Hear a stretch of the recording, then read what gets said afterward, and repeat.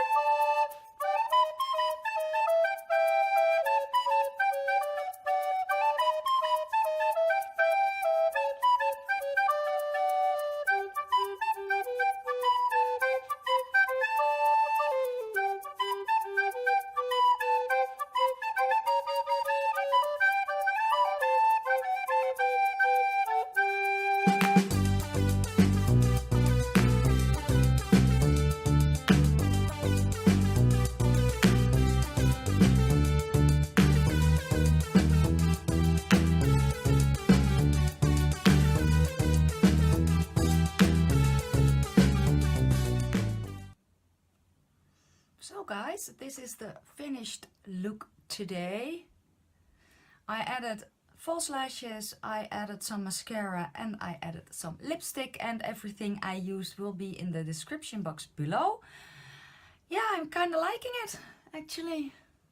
Nice smoky red look. And this was another look using a Soph's palette, the Extra Spice. And yeah, guys, let me know what you think, and maybe you have some ideas of the looks that I can create, or that you want me to show you with